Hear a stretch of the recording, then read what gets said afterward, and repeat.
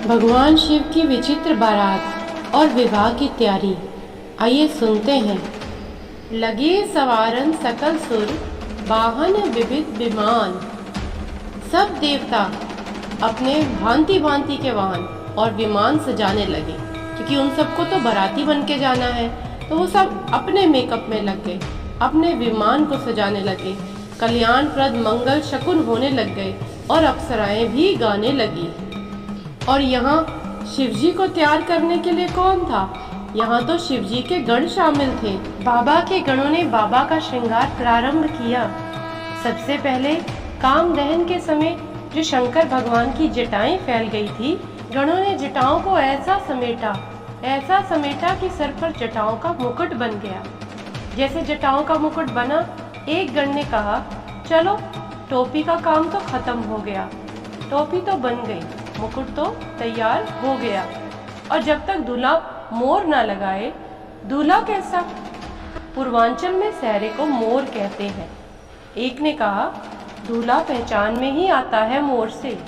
एक गण ने कहा, मोर होता कैसा है? दूसरे ने कहा, कुछ नहीं, बस चेहरे के आगे लड़ियां टांग दीजिए। एक गण ने कहा, ठीक है, अभी ले आता हूँ। और वह गया और 20-25 लंबे लंबे सांपों को पकड़कर ले आया। सभी सांपों का सिर ऊपर करके बांधा और बाबा के जटाओं के मुकुट में लाकर ऊपर से पहना दिया। सर्पों की पूंछ बाबा के चेहरे के आगे झूलने लग गई और ऊपर सर्पों ने फन अपना फैला लिया। अब गणों ने देखा और बोला, ऐसा मोर किस दूल्हे ने पहना होगा इस दुनिया में? बाबा सांप हटा कर पूछने लगे, ये क्या पहना दिया? गण बोले, बाबा मोर है, रहने दीजिए। अब सोचिए, सर्पों का मोर कितना अद्भुत लगता होगा। कान में सांपों के ही कुंडल बना दिए। सोने के कुंडल कहाँ से आते? सांप के ही बाजूबंद बना दिए, कंगन बना दिए। वासुकी सर्प को यज्ञोपवीत बनाकर डाल दिया, सीने पर लपेट दिया और कहा, ये जनेऊ है।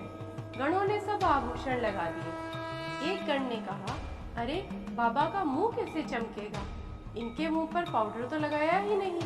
अब मुंह चमकाने के लिए पाउडर कहाँ से लाएं? तभी दूसरे गण ने बोला, अभी व्यवस्था करता हूँ। वह गया शमशान।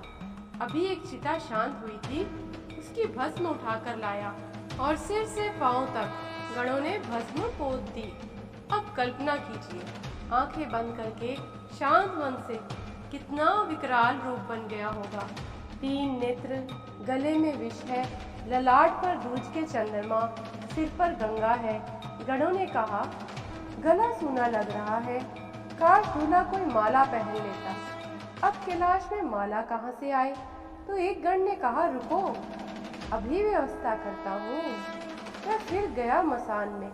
अब की बार 35-40 खोपड़ी लेकर आया और एक पतले लंबे सांप में सारी खोपड़ियों को डालकर बांध के और बाबा के गले में गणों ने खोपड़ी की माला पहना दी। जय बम बोले।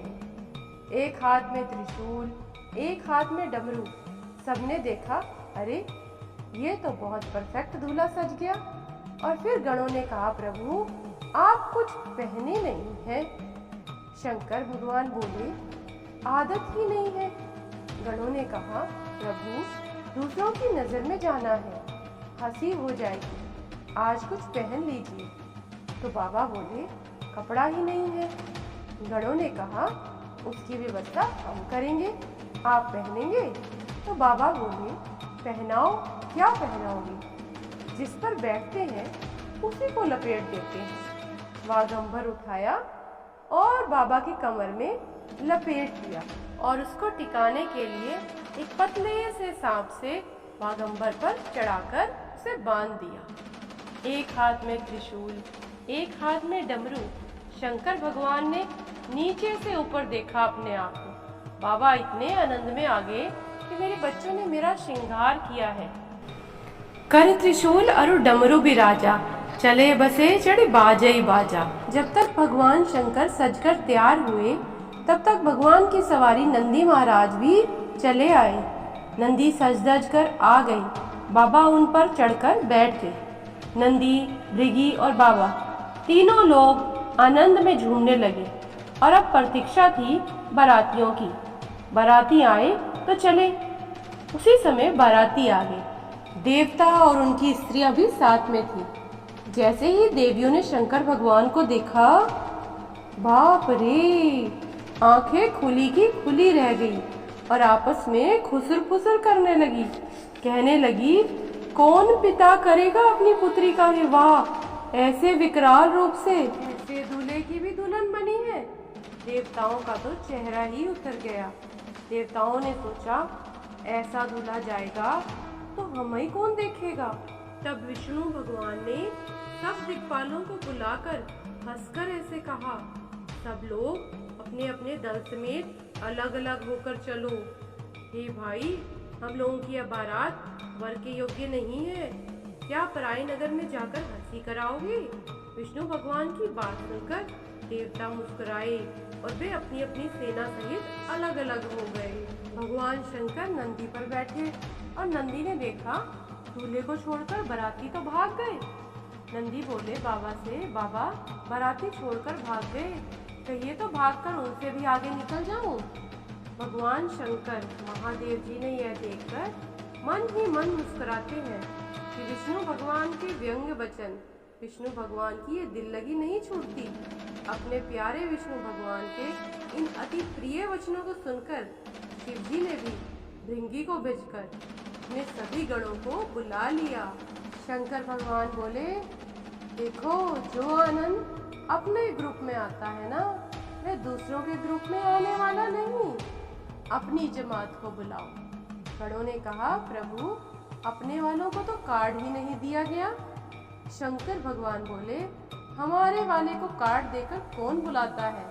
वो बिना कार्ड पहुंचते हैं। जब शादी विवाह करते हैं तो शंकर जी के नाम से कार्ड निकालते हैं, दुर्गा जी के नाम से, राम जी के नाम से, कन्हैया जी के नाम से।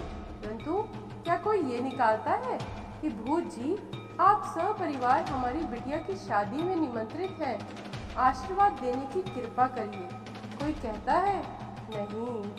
शंकर जी बोले, हमारे वाले को कोई बुलाता नहीं, अपने आप चले आते हैं, बुलाओ उन्हें। भृंगी ने जोर से हुंकारा भरा और बोला, हर हर महादेव।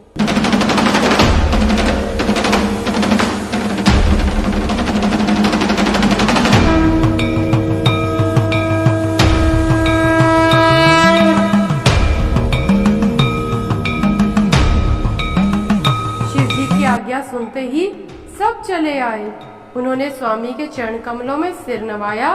तरह तरह की सवारियों, तरह तरह के वेश वाले अपने समाज को देखकर शिव जी हंसे। कोई बिना मुख का है, किसी के बहुत से मुख हैं, कोई बिना हाथ पैर का है तो किसी के कई हाथ पैर हैं, किसी के बहुत सारी आंखें हैं तो किसी की एक भी आंख नहीं है, कोई बहुत मोटा ताजा है तो कोई बहुत ही दुबला पतला है, कोई पवित्र और कोई अपवित्र वेश धारण किए हुए हैं, भयंकर गहने पहने, हाथ में कपाल लिए, सबके सब शरीर में ताजा खून लपेटे हुए हैं। गधे, कुत्ते, सूअर, सियार, ऐसे ऐसे मुख हैं।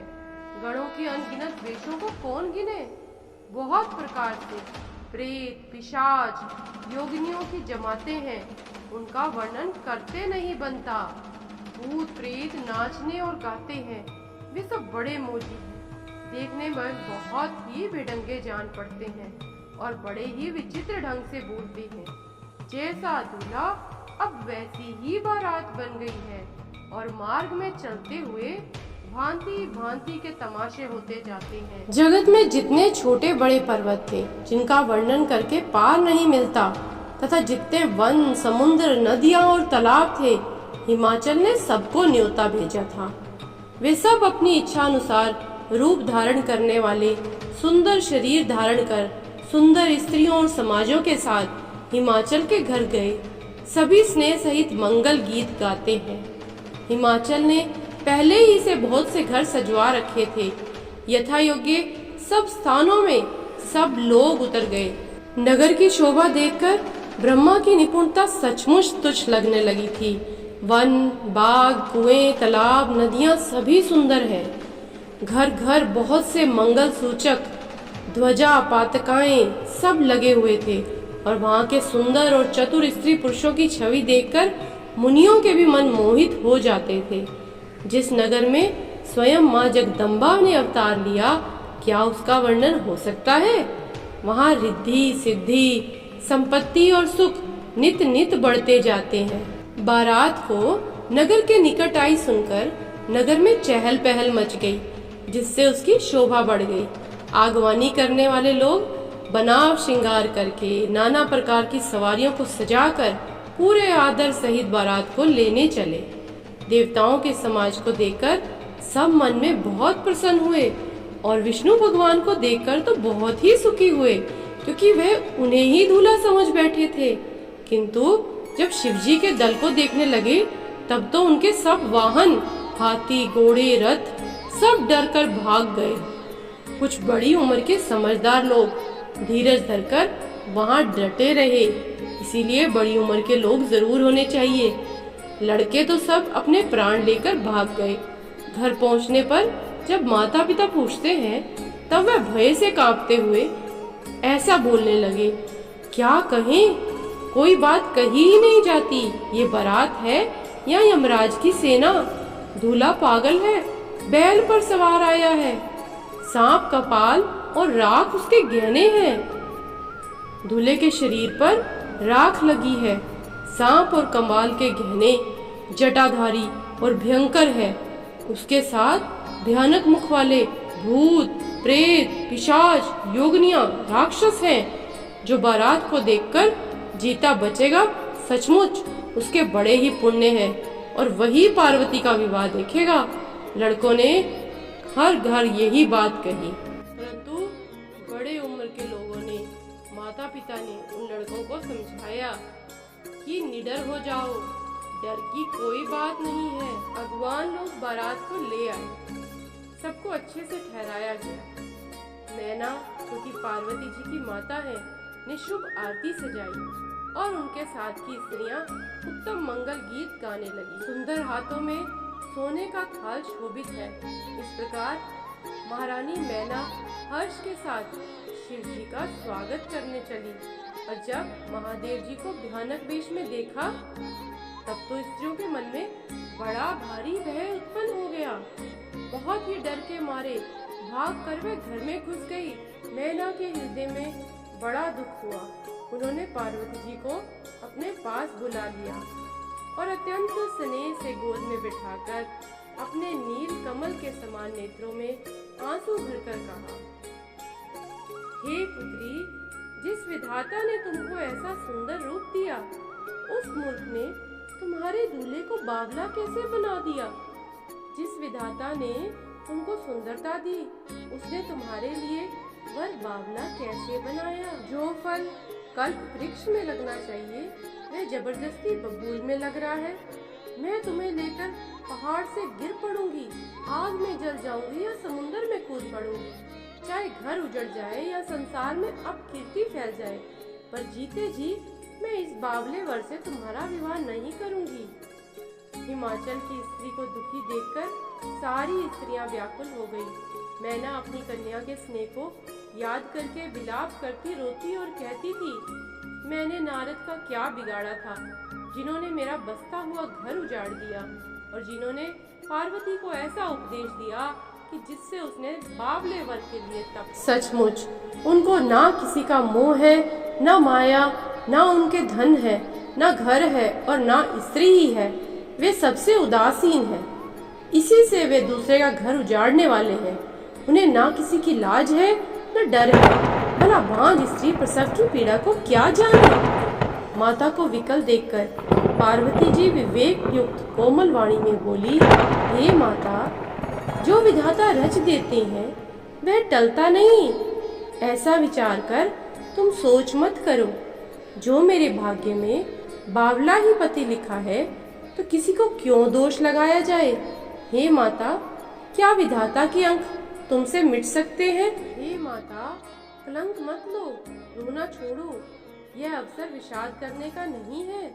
मेरे भाग्य में जो दुख सुख लिखा है उसे मैं जहाँ जाऊंगी वहीं पाऊंगी। पार्वती जी के ऐसे विनय भरे कोमल वचन सुनकर सारी स्त्रियां सोच करने लगी और भांति भांति से विधाता को दोष देकर आंखों से आंसू बहाने लगी। इस समाचार को सुनते ही हिमाचल उसी समय नारद जी और सप्तऋषियों को साथ लेकर अपने घर गए। तब नारद जी ने पूर्व जन्म की कथा सुनाकर सबको समझाया और कहा कि हे मेना, तुम मेरी सच्ची बात सुनो। तुम्हारी ये लड़की साक्षात जगजननी भवानी है। ये अजन्मा, अनादि और अविनाशी शक्ति है। सदा शिव जी के अर्धांग में रहती है। ये जगत की उत्पत्ति, पालन और संहार करने वाली है और अपनी इच्छा से ही लीला शरीर धारण करती है। पहले ये दक्ष के घर जाकर जन्मी थी, तब इनका सती नाम था। बहुत सुंदर शरीर पाया था। वहाँ भी सती शंकर जी से ही ब्याही गई थी। यह कथा सारे जगत में प्रसिद्ध है।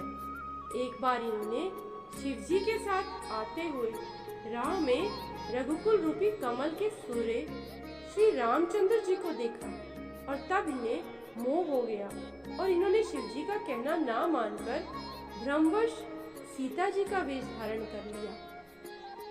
सती जी ने जो सीता का वेश धारण किया, उसी अपराध के कारण शंकर जी ने उनको त्याग दिया और फिर शिव जी के वियोग में ये अपने पिता के यज्ञ में जाकर वहीं योग अग्नि में भस्म हो गई। अब इन्होंने तुम्हारे घर जन्म लेकर अपने पति के लिए कठिन तप किया है। ऐसा जानकर संदेह छोड़ दो। पार्वती जी तो सदा ही शिव जी की प्रिया है। तब नारद के वचन सुनकर सबका विषाद मिट गया और क्षण भर में यह समाचार सारे नगर में घर घर में फैल गया। तब मैना और हिमवान आनंद में मगन हो गए और उन्होंने बार बार पार्वती के चरणों की वंदना की। इससे पुरुष, बालक, युवा और वृद्ध, नगर के सभी लोग बहुत प्रसन्न हुए। नगर में मंगल गीत गाए जाने लगे और सबने भांति भांति के कलश सजाए। जिस घर में स्वयं माता भवानी रहती हो, वहाँ की भोजन सामग्री का वर्णन कैसे किया जा सकता है। हिमाचल ने आदर पूर्वक सब बारातियों, विष्णु, ब्रह्मा और सब जाति के देवताओं को बुलवाया। भोजन करने वालों की बहुत सी पंक्ति बैठी। चतुर रसोइये परोसने लगे। स्त्रियों की मंडलियां देवताओं को भोजन करते जानकर कोमल वाणी से गालियां देने लगी। जब सुंदर स्त्रियां मीठे स्वर में गालियां देने लगी और व्यंग भरे वचन सुनाने लगी, देवगण विनोद सुनकर बहुत सुख अनुभव करते हैं, इसलिए भोजन करने में बड़ी देर लगा रहे हैं। भोजन के समय जो आनंद बढ़ा, वे करोड़ों मुंह से भी नहीं कहा जा सकता। वेद की रीति से वेदी सजाई गई और स्त्रियां सुंदर श्रेष्ठ मंगल गीत गाने लगी। वेदिका पर एक अत्यंत सुंदर दिव्य सिंहासन था, जिसकी सुंदरता का वर्णन ही नहीं किया जा सकता, क्योंकि वह स्वयं ब्रह्मा जी का बनाया हुआ था। ब्राह्मणों को सिर नवाकर हृदय में अपने स्वामी श्री रघुनाथ जी का स्मरण करके शिव जी उस सिंहासन पर बैठ गए। फिर मुनीश्वरों ने पार्वती जी को बुलाया। सखियां श्रृंगार करके उन्हें ले आए। पार्वती जी के रूप को देखते ही सब देवता मोहित हो गए। संसार में ऐसा कवि कौन है जो उस सुंदरता का वर्णन कर सके। पार्वती जी को जगदम्बा और शिव जी की पत्नी समझकर देवताओं ने मन ही मन प्रणाम किया। भवानी जी सुंदरता की सीमा है। करोड़ों मुखों से भी उनकी शोभा नहीं कही जा सकती। जगजननी पार्वती जी की महान शोभा का वर्णन करना बहुत ही मुश्किल है। वेद, शेष जी और सरस्वती जी, मुनियों की आज्ञा से शिव जी और पार्वती जी ने गणेश जी का पूजन किया। मन में देवताओं को अनादि समझकर कोई इस बात को सुनकर शंका न करे कि गणेश जी तो शिव पार्वती की संतान है, अभी विवाह से पूर्व कहाँ से आ गए। तो वेदों में विवाह की जैसी रीति कही गई है, महामुनियों ने वह सभी रीति करवाई। पर्वतराज हिमाचल ने हाथ में कुश लेकर तथा कन्या का हाथ पकड़कर उन्हें भवानी जानकर शिव जी को समर्पण किया। जब महेश्वर ने पार्वती का पानी ग्रहण किया, तब इंद्र आदि सब देवता हृदय में बड़े ही हर्षित हुए। श्रेष्ठ मुनिगण वेद मंत्रों का उच्चारण करने लगे और देवगण शिवजी का जय जयकार करने लगे। अनेकों प्रकार के बाजे बजने लगे। आकाश से नाना प्रकार के फूलों की वर्षा हुई। शिव पार्वती का विवाह हो गया। सारे ब्रह्मांड में आनंद भर गया। दासी दास, रथ, घोड़े, हाथी, गायें, वस्त्र, मणि, अनेक प्रकार की चीजें, अन्न तथा सोने के बर्तन गाड़ियों में लदवाकर दहेज में दिए, जिनका वर्णन नहीं हो सकता। बहुत प्रकार का दहेज देकर और हाथ जोड़कर हिमाचल ने कहा, हे शंकर, आप पूर्ण काम हैं, मैं आपको क्या दे सकता हूँ। और इतना कहकर मैं शिवजी के चरण कमल पकड़कर रह गई। और तब कृपा के सागर शिवजी ने अपने ससुर का सभी प्रकार से समाधान किया। और फिर प्रेम से परिपूर्ण हृदय मैना जी ने शिवजी के चरण कमल पकड़े और कहा, हे नाथ, यह उमा मुझे मेरे प्राणों के समान प्यारी है। आप इसे अपने घर की टहलनियां बनाइएगा और इसके सब अपराधों को क्षमा करते रहिएगा। अब प्रसन्न होकर मुझे यही वर दीजिए। शिवजी ने बहुत तरह से अपनी सास को समझाया और तब वे शिवजी के चरणों में सिर नवाकर घर गई। फिर माता ने पार्वती को बुला लिया और गोद में बिठाकर यह सुंदर सीख दी, हे पार्वती, तू सदा शिवजी के चरणों की पूजा करना। नारियों का यही धर्म है। उनके लिए पति ही देवता है और कोई देवता नहीं है। इस प्रकार की बातें कहते कहते उनकी आंखों में आंसू भर आए और उन्होंने कन्या को छाती से चिपटा लिया। पार्वती जी माता से मिलकर चली और सब किसी ने उन्हें योग्य आशीर्वाद दिए। पार्वती जी फिर कर माता की ओर देखती जाती थी। तब सखियां उन्हें शिवजी के पास ले गई। महादेव जी सब याचकों को संतुष्ट कर पार्वती के साथ घर को चले। सब देवता प्रसन्न होकर फूलों की वर्षा करने लगे और आकाश में सुंदर नगाड़े बजने लगे। तब हिमवान अत्यंत प्रेम से शिवजी को पहुंचाने के लिए साथ चले। शिवजी ने बहुत तरह से उन्हें संतोष कराकर विदा किया। पर्वतराज हिमाचल तुरंत घर आए और उन्होंने सब पर्वतों और सरोवरों को बुलाया। हिमवान ने आदर, दान, विनय और बहुत सम्मान पूर्वक सबकी विदाई की। जब शिवजी कैलाश पर्वत पर पहुँचे तब सब देवता अपने अपने लोगों को चले गए। शिव पार्वती के विवाह की इस कथा को जो स्त्री खुश करेंगे और गाएंगे, वे कल्याण के कार्यों और विवाह आदि मंगलों में सदा सुख पाएंगे।